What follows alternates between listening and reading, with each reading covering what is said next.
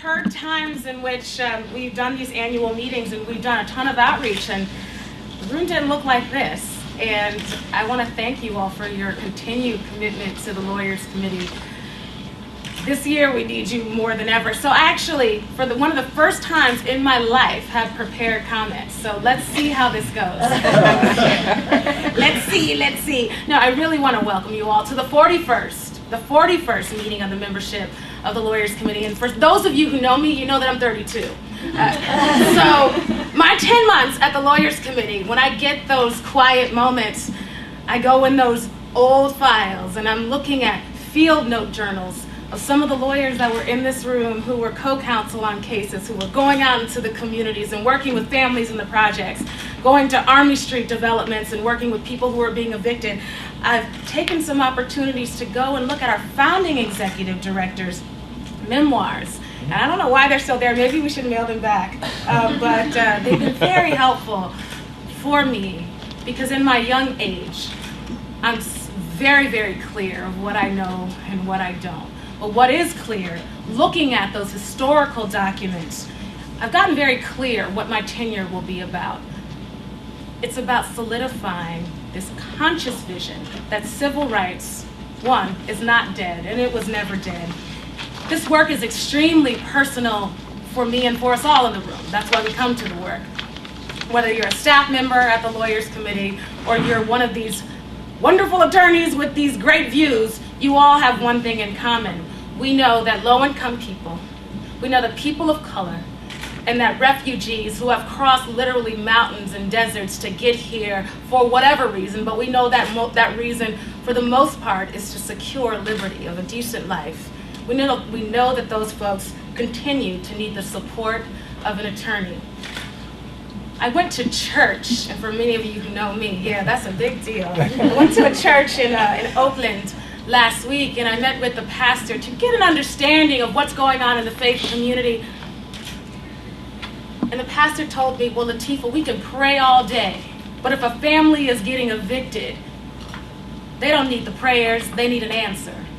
And that was very strong and powerful to me in the sense that we've been organizing in this community for 40 years to protect the legal rights and to champion the legal rights of low-income people, poor people, and people of color with a special commitment to African Americans. And with all that said, that meeting told me that the combined collaboration of the faith-based community, of the grassroots community, of activists like myself who've worked with young people and old folk from the jails and prisons and streets of our Bay Area communities, that it is only us combined and together that can make the tremendous change that we are trying to afford our folks. I was looking back at an annual report. It was 1973, so my mom hadn't even yet met my dad. What was interesting about this annual report, and I want to get the words right because I'm also realizing that as an activist, sometimes I extrapolate, and when you're in the community of attorneys, that's not cool. So I'm trying to get it together, and I'm saying this to my board. I'm trying to get it together. And because I want to be as accurate as possible in translating our history, especially to the newer members of this family. Many of you know that it was in 1960 that the Lawyers Committee nationally was founded and started, and it was JFK who looked at a room very similar as this one and said, not only where are the lawyers, but folks from the legal community need to marshal themselves to go down to the South and to protect the civil rights workers who were putting their lives on the line, and these were multiracial coalitions of young people fighting for justice, and they weren't receiving much of it.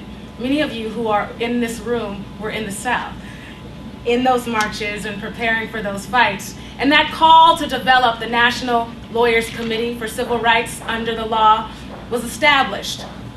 8 years later, when the cities were burning as a result of the assassination of one of our dearest leaders to the humanity, not only to the United States, but to the world, Dr. Martin Luther King, when he was assassinated and when Medgar Evers was assassinated, there was a call nationally to develop organizations with the same premise as the Lawyers Committee for Civil Rights under the law in DC.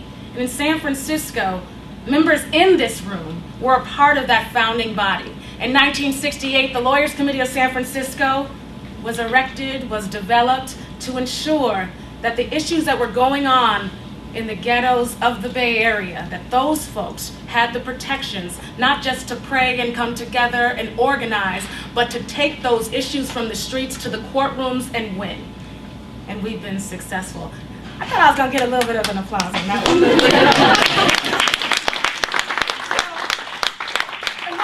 And I'm just reiterating the history. What's interesting in my 10 months, knowing that 10 months for me, and I have a 13-year-old daughter, it seems like forever. I'm learning from my mentors in the room that it's just a blip of time. Coming into the Lawyers Committee after serving for 4 years under District Attorney Kamala Harris, I learned a great deal.